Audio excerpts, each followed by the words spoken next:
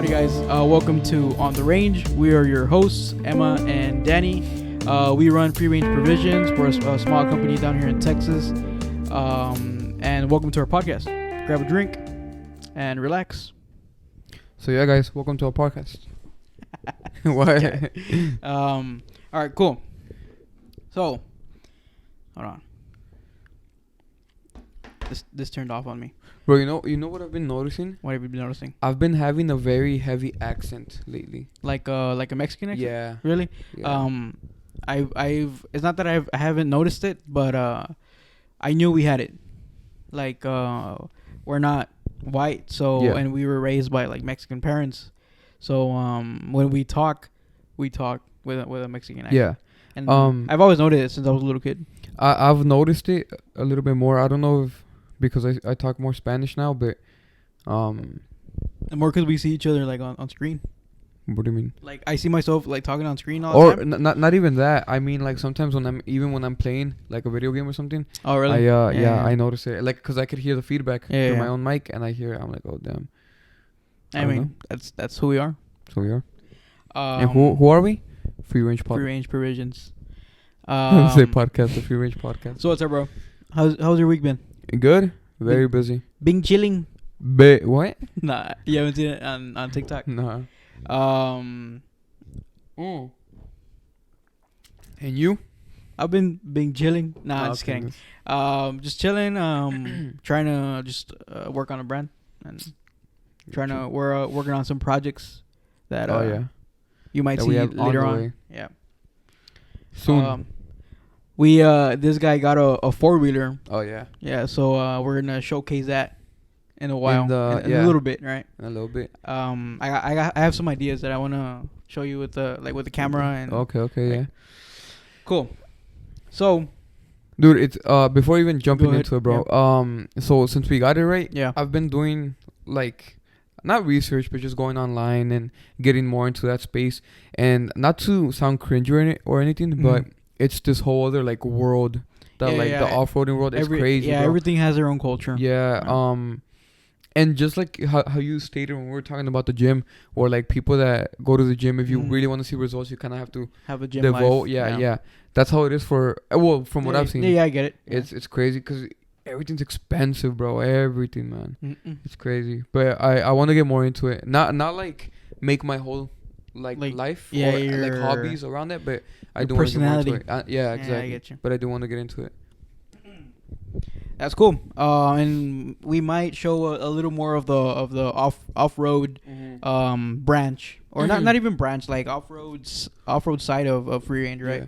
We had talked about it. No? Yeah, because I have some pretty cool ideas that I want to show to our audience, our family, family, bro. Family? Okay. Yeah. All right, cool. Name one of our family members. You're my family, there dog. There we go, bro. All right, cool. So this is episode 5 of our podcast of On the Range, and we've been talking about legends and mythical creatures and beings. So anything that we find interesting that kind of correlates to our brand. And this one I wanted to talk about Pancho Villa, and Pancho Villa is known mainly in Mexico, right? Everybody knows Pancho Villa in Mexico, but some people know it here in the United States. He is pretty common. Yeah. Right. And I want to talk about who he was and the real Pancho Villa. Right. What do you mean by that? You emphasize. Let me show you. Okay. So Pancho Villa, in a nutshell, he was like how he is taught in schools in Mexico, right? We weren't raised in a Mexican school, but I've heard of people that were raised actually in a Mexican school. They're taught about a Pancho Villa that was a revolutionary. He fought in the Mexican Revolutionary War and fought to free the people from Spain. Yeah, that was the whole war. And they see as Pancho Villa as like a big figure, an icon, or somebody to look up to. Yeah, role model. A role model, right? And he has statues all over. Oh yeah, all over Mexico. Yeah. When you're heading out of Reynosa, you see a big ass statue of Pancho Villa. When you're on your way to Monterrey, but there is a darker side, or a dark side. Yeah. To Pancho Villa. Unknown. Unknown to some, to most actually. Unpopular. But there is books and there is articles, and documentaries of this dark side of Pancho Villa. Yeah. So, this Pancho Villa that we're gonna talk about, mainly, he left thousands of families broken. Right, and I mean thousands. Yeah. I don't mean hundreds. Right. As I said, they teach him in Mexico as a hero, but he might be more of a villain than a hero. Okay. Right. And this, my biggest source, is two things. Maybe a year ago, I heard a podcast. I want to give them credit. They're called Leyendas Legendarias, right? And they went over who Pancho Villa was. Okay. And the second source. Also, it's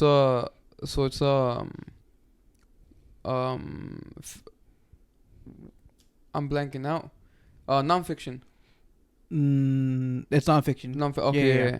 Yeah. When you said it, I thought they like myths or creatures or. Oh no! Like this is for reals. Okay. Yeah. And the podcast is called Leyendas Legendarias. If you guys want to check it out, more than welcome to. And the other source is called. It's a book, and it's the title of the book is Crímenes de Francisco Villa, which is Pancho Villa. Yeah. So, to start off, his real name is not even Pancho Villa. Okay. His real name is Doroteo Arango. That's his real name. Okay. He was born Doroteo Arango. Right? He might have been a psychopath. He was just never diagnosed. So, right? He is go ahead. Yeah, bro, people in Mexico don't go to like nobody it's a third world country. Like most people don't go. They like psychiatrists and psychologists for like crazy people. Yeah. But I think everybody needs like a psychologist. You think so? I think so. Like everybody, honestly, not maybe once a week, but maybe once a month or once every 2 months. I think it's good to talk to a psychologist. Would you? I would. Honestly, I would.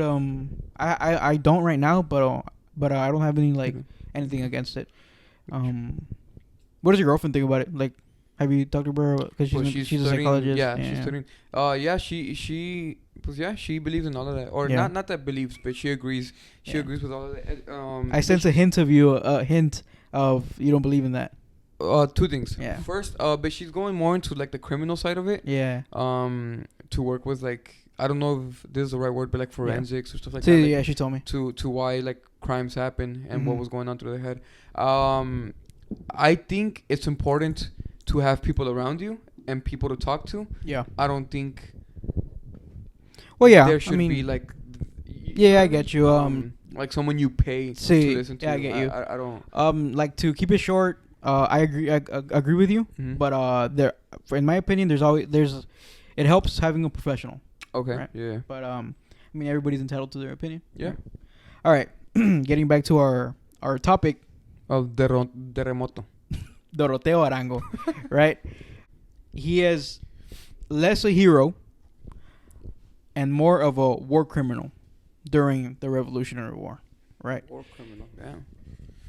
Pancho Villa showed off his body count, and he said that if you were to ask him how many people he's killed, he will not stop talking for 3 days. That's how many people he's killed. What? Yeah. So, do you think he's bullshitting? Or he's being honest? I think he's bullshitting, but there's some truth to it.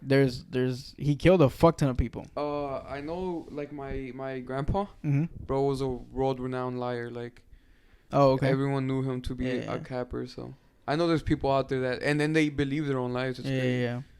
All right. Born the 5th of June of 1878. The 5th of June. He born 5th of June of 1878 to a poor family, right? And so you know how in Mexico, even our grandparents, as like they were born, literally they were 5-6 years old and they off to work. Oh, right? yeah. Nobody went to school back then, and this was the case with Doroteo Arango or Pancho Villa. Right? He never went to school. Right? He was abused as a kid by his grandfather because that was the way back then. Right? That was the way back then. Like that was believed to how to raise a child, like by hitting him and being extremely strict. Yeah. And what can you say about it? That was the way back then. So his moral compass was never in line. He robbed and practiced bad morals as a little kid, right? He had I'll fuck him up before they fuck me up mentality. Oh, okay. Right? What do you think about those type of people? Dangerous. You know who's like that? Who? My little brother. He's very volatile. I always tell him he not dangerous per se, but like that mentality that I'll fuck him up before he fucks me up. You get me? And it's dangerous. Do you think he sees a problem or there's no problem at all? I don't think he sees a problem in it. No. I mean, like, nothing's happening and he's like, oh, like, I want to mess that guy up. Or yeah, I want to kick his ass for no reason. Like, I mean, sometimes. But that's the mentality that Pancho Villa had, right? Instead of attending his mom's funeral, he went to the town that his mom's funeral was and started killing and ransacking the neighboring towns. He didn't even go to his mom's funeral. He just went on a rampage. Like I guess he was heading towards it, and he's like, "Fuck it, I'll ransack this town." What do you mean killing? Like killing and ransacking, killing people. Damn. Yeah. And this was teenager Doroteo. What years were this? If you could ask ballpark it. So since he was born in 1878 plus 15, I don't know, 19. 10? No, 78. My bad. No, it's like 18. So still in the 18s. Damn. Yeah. 1890s or whatever. Damn. So he, instead of going to his mom's funeral, he went and ransacked the neighboring cities. He didn't even get to his mom's funeral. He frequented prison a lot of the times. He was in and out of prison. Right? He what? Frequented. He was frequently, or he frequented prisons. He was frequently in prisons. Or what do you mean? I didn't know that you could use it like that. Use it as a verb. Frequent? No, I don't want to try. As a teenager and a young adult, he stole and killed and tortured people. This was even before he was Pancho Villa. Yeah. Right. After getting in so much trouble, he decided to rebrand himself to Pancho Villa. Right. So and why did he choose Pancho Villa, you may ask? Pancho Villa, he was a killer that was known in the past in those times. Right. And he saw him as a father instead of his real father, because his real father abandoned him. He went to the States to come work here, and he never went back. Damn. So he saw the real Pancho Villa as a role model. Yeah. And he rebranded himself as Pancho Villa. So is that real Pancho Villa known? No. Or not really? It was not really, because it was like a local thing. This guy overshadowed him. Yeah. Right. So like Pitbull overshadowing actual Pitbulls. If you search up on Google, if you Google Pitbull, the person comes up. He states that is the real person that raised him, not his actual father. Right. So, and around those times, right, the early 1900s, the Revolutionary War started in Mexico. He decided to join because he saw an opening where he could. He saw an opening where he could kill for a job. And he can make money while doing it, and he could get his title of an outlaw stripped. Oh, okay. Wait, so he didn't like being an outlaw? I don't know. I mean, like when you start getting like when you're known as a killer, like I guess he didn't. He rather joined the military and get his title of outlaw stripped and and was join and kill for money, basically, right? In fact, he was not even loyal to any party. He was not loyal to the Mexican side, and he was not loyal to the Spanish side. He was just working for his own greed and pride.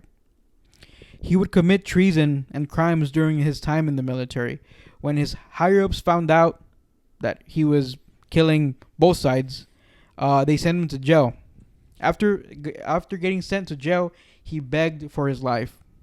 After a few years in jail, he escaped. He managed to escape the jail and fled to the United States. Yeah.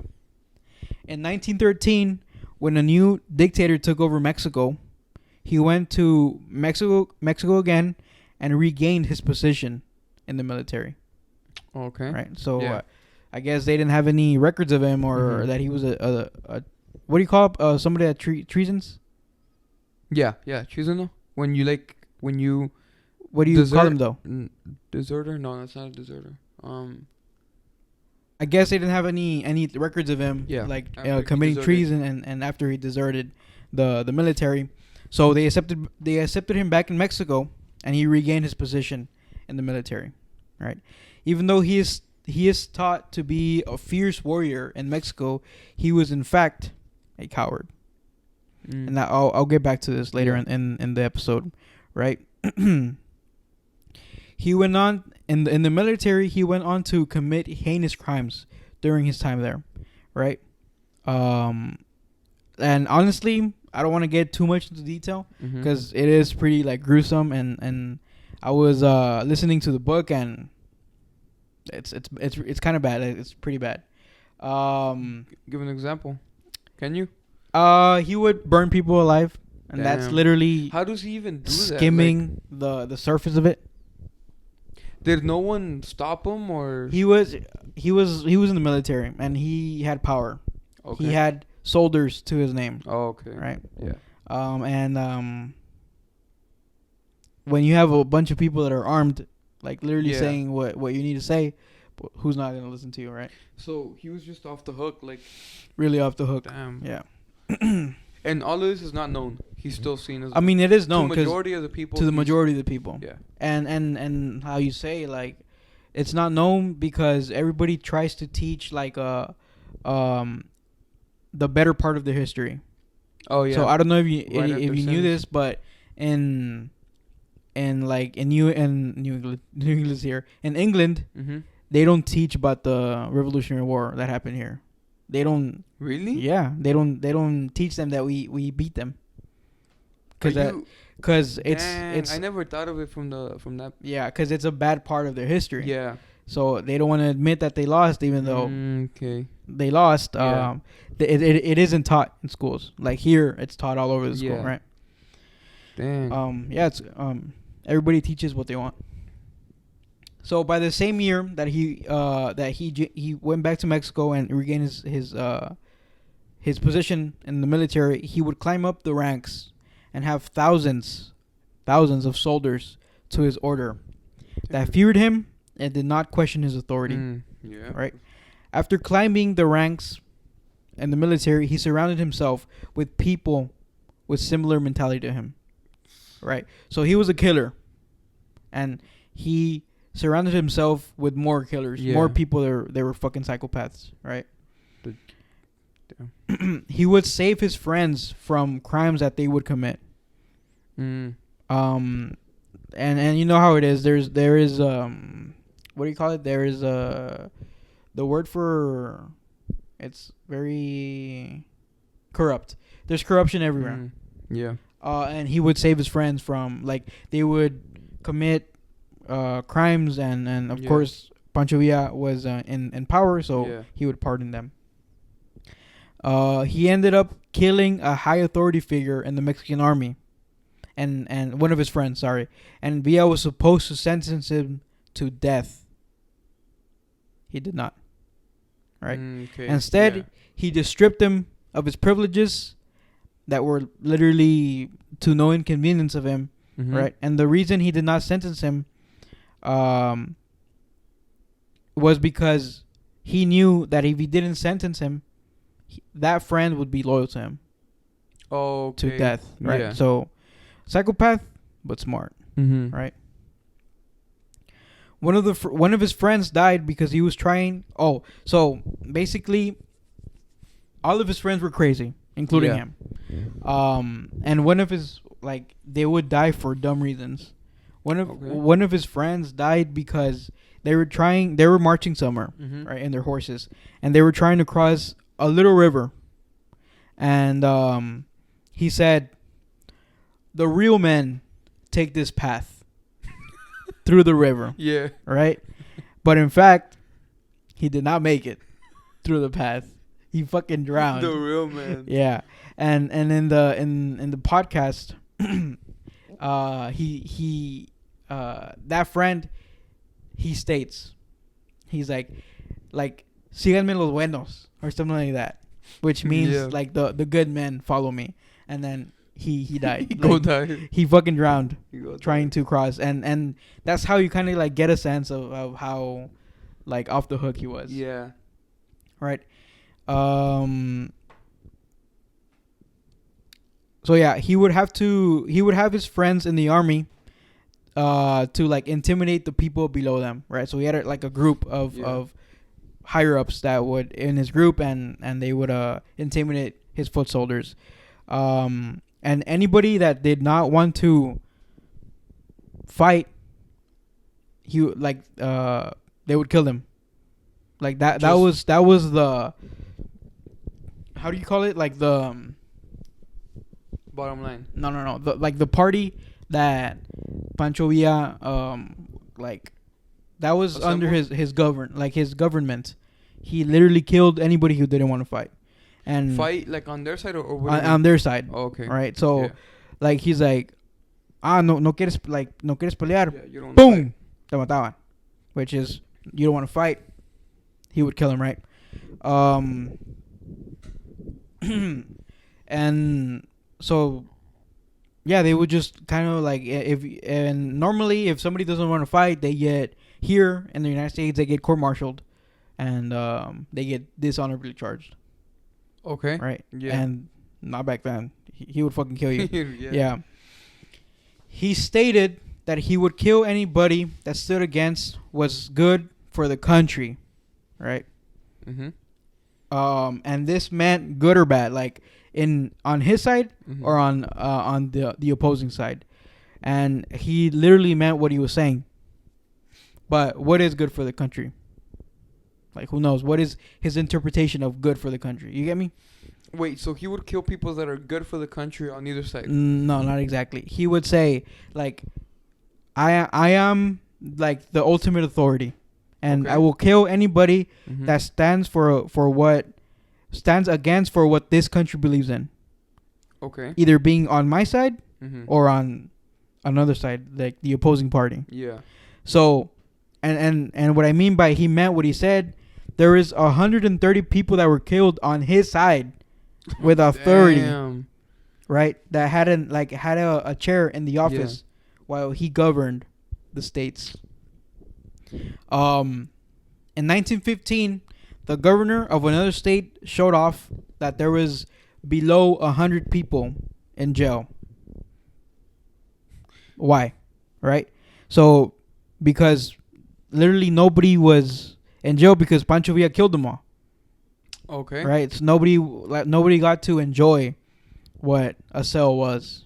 Right? Enjoy? You mean that sarcastically? I mean, not necessarily. Or they would prefer that rather than.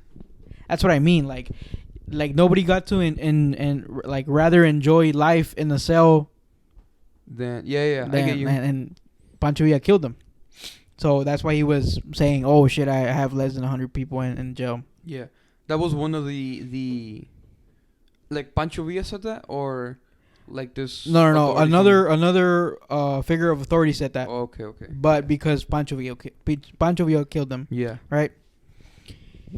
Pancho Villa was known to not like the Spanish citizens that resided in Mexico. Oh, right. Dang, yeah. He led his soldiers to racially profile Spanish citizens, and then and take many of their things. Right.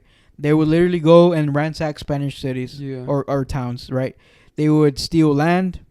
They would steal cattle, game, jewels, and other things, right? Yeah. And this was one instance. They estimate that time he stole around 80 million pesos. Right? Damn. So 80 million pesos, a peso is the currency for in Mexico. And what's 80 divided by 20? By 20, cuz 20 pesos roughly is $1. $4 million? Oh, but that was back then. That was back then. Yeah. Just for inflation, it might be like $50 million or something like that. Damn, that's crazy. Is that correct? 40 to 50? I don't know, because think about like it's 1913, literally the start of the century. When was it? Like 2010? Mm-hmm. The peso was like at $1 was 10 pesos, so it was equivalent. So that 80 million pesos would have been. Actually, Google it real quick. What was? So it's $4 million. $4 million in 1913. Wait, why do you want me to put $4 million? Because 80 million divided by 20 is 4 million, but it's just for inflation for now. What would $1 in 1915 be worth today? $37. So it's 37 times 4 million. You're tripping. What are you saying? You're getting random ass numbers and no, I think it's a whole research thing we need to do, but we'll look into it. I'll put it up. Yeah, we'll it's literally just 4 million in 1913. But that's using the inflation rate right now. Oh, you're right. You might be right. Anyways, so he once captured all of the men from a small town. Yeah. So I'm getting too ahead of myself. Pancho Villa, he liked to torture. He liked to make fear, to invoke a fear. Yeah. He was in those times. If you heard that Pancho Villa was coming to your town, you would run away. Yeah. You've heard of it, right? That like people that like to do that, like invoke fear stuff. They're like, I don't know if it's true, right? But they're like filling the hole, or like, oh yeah, my bad. They're what's the word for it? Help me out. Like trying to fill a hole that they have in their heart, or like that's because you mentioned it, how he was a coward. Mm-hmm. In reality, he was. Oh yeah. They try to pose as something that they're not. Yeah, exactly. Yeah. So Pancho Villa had many instances where he would torture the people from a town, and it was many of them. And I'll tell you about one. He once captured all of the men from a small town, and he told all of the ladies and the old ladies and the little girls that to give him 100 pesos for each man. Damn. So basically the family of that man had to go and get 100 pesos to give to Pancho Villa. He had them all in the line, and he would kill one by one. So if you got your 100 pesos and got there, like, you might have not gotten there in time. Oh, okay. You might have come with your 100 pesos, and your husband or your dad or your brother was dead already. Yeah, he killed them. So he was killing them one by one, and he said 100 pesos per man. And in some instances, he would snatch the 100 pesos and still kill the motherfucker. Yeah. So a lot of people died under his reign or his government. So even though Pancho Villa poses as a tough guy and a big shit, he was seen a coward by many.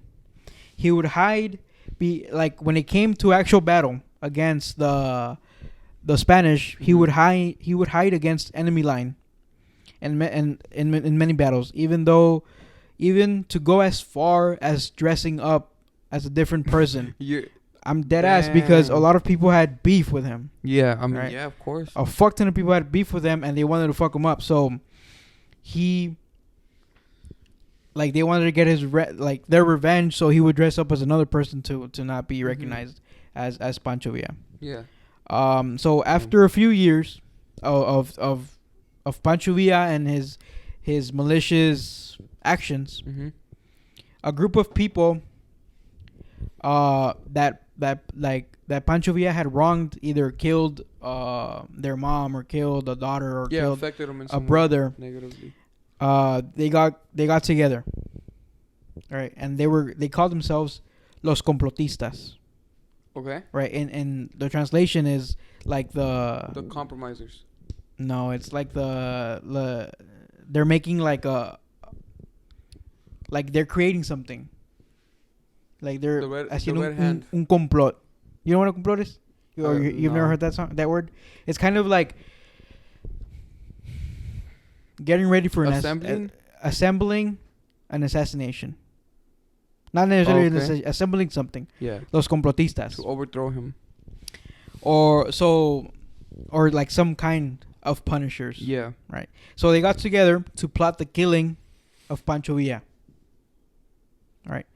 And like one of the main ways they were able to get the correct information is because one of their friends was one of the, like a few of their friends actually were the mistresses of friends of Pancho Villa, of his group. What do you mean? So, you know how back then, like the people, and still now, like people of power, they have their wife and they have a mistress. Okay, yeah. So, because of the power trip, you get Yeah. me? Like you think you're all this big shit, and you want more. You want more women. Fuck you.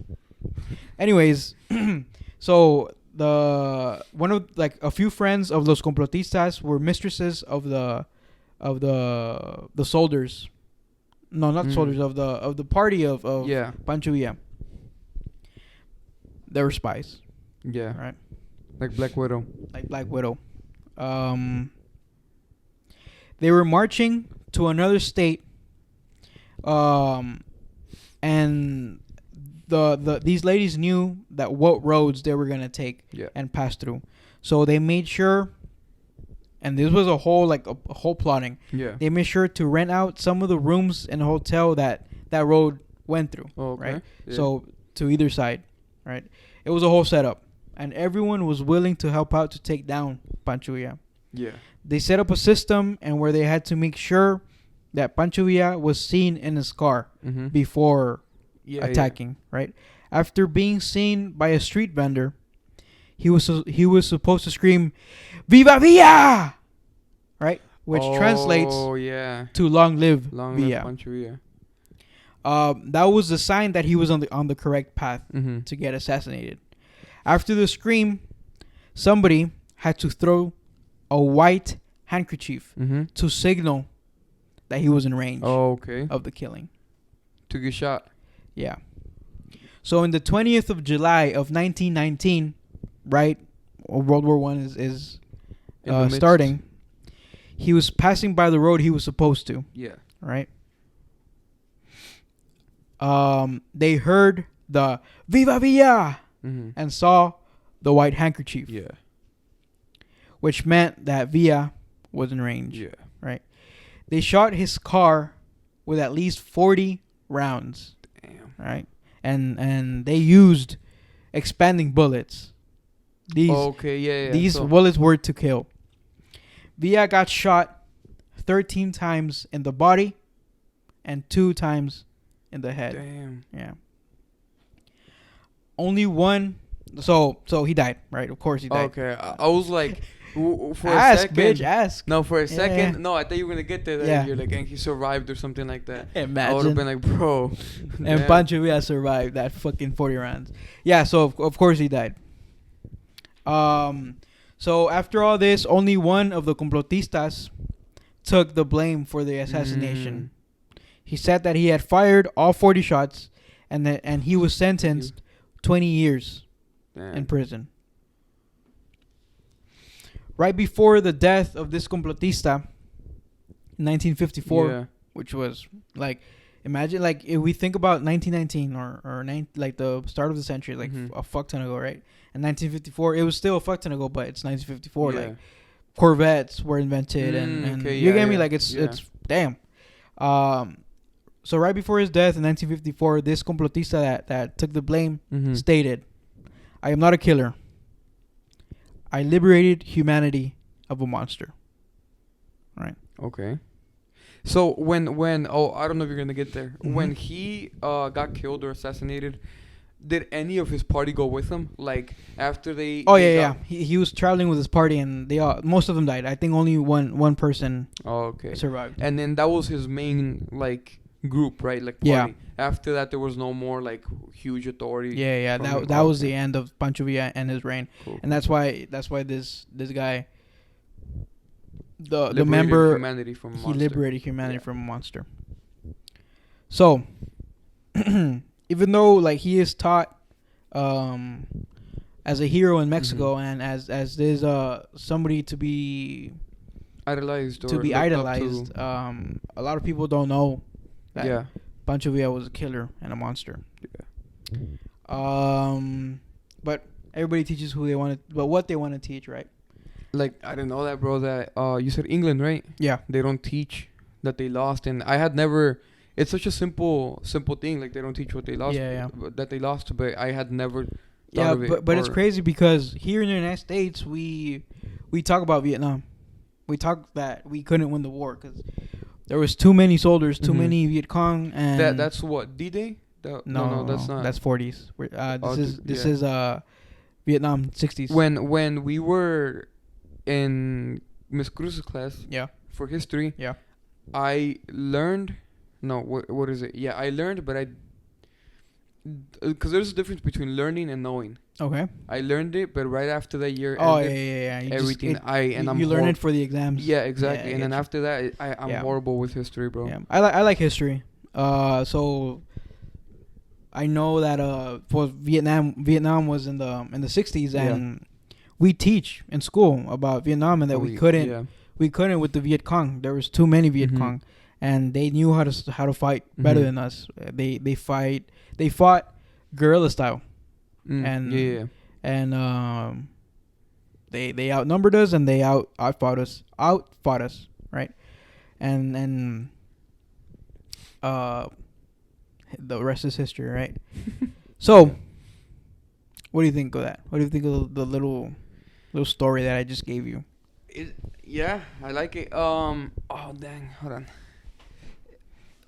Did you expect this from him at all, or I didn't? How did you get into this, or how did you? Again, I used to listen to these guys. Oh, and, yeah. Not anymore, but what do you call it? Like I told you, I really like history, and I came upon this, and I was shocked, to be honest, because I've had uncles that literally tell me like about Pancho Villa and who, like the hero that he was. Okay, so what did he do as a hero to be looked at as a hero? I have no idea. Like he was a revolutionary. He freed he took part in freeing Mexico from the grips from Spain. So, like I said, I never had a childhood where Pancho Villa was brought up to me a lot, right? I always knew about him, but like you said, since I vaguely know about him, I just knew of him as a hero or like an icon. Yeah, they don't teach him here. But this is, and then especially because since you're the one that like looks into the topic, and I'm like kind of learning a lot of like information as we go, it's crazy. I agree. He's you said sociopath. Like like crazy. A psychopath, like sociopath. Yeah, like that of like just it was normal for him killing. Yeah, killing was normal for him, and I don't know. That's crazy. Yep. So, like I said, Pancho Villa is to this day taught in Mexican schools, even though they don't teach what they're supposed to. Actually, the author of this book, he stated that he wants this side of Pancho Villa to be known. That's why he wrote the book, and we're helping him, right, for our viewers, right. So like I said, we like to on this podcast, and we like to kind of show you our inspiration and what we're into at the time. And this is Mexican history and Hispanic history, which kind of like bleeds into Texas. Yeah.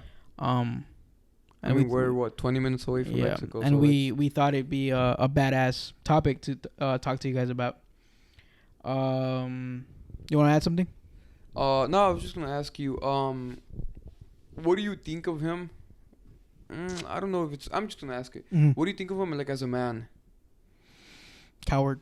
Yeah, coward. Yeah. Like just deep down. Yeah. Yeah, man. That's crazy. Cool. So, thank you guys for joining us on our 5th episode of On the Range. Follow us on all of our socials. I'll put it up on the screen. It is at Free Range Provisions, all one word. Follow us. No, not follow us. Visit our website to see some new things that we're coming up with you guys. Some new gear. That we got in the works. Some new hats. Maybe a new collection. Maybe. Right. So yeah, follow us. Visit our website. And thank you guys for joining us on our 5th episode. Bye, guys. On the Range.